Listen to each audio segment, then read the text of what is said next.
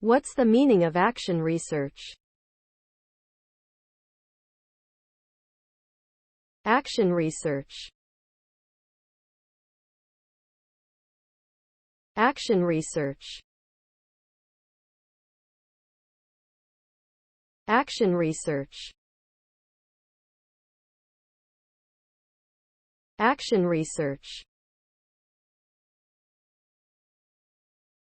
Action research.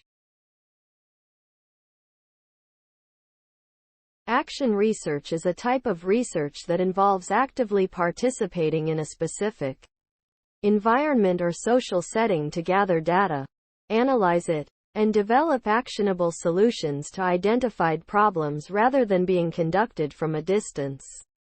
Action research requires the researcher to be directly involved in the situation being studied, often working in collaboration with the participants.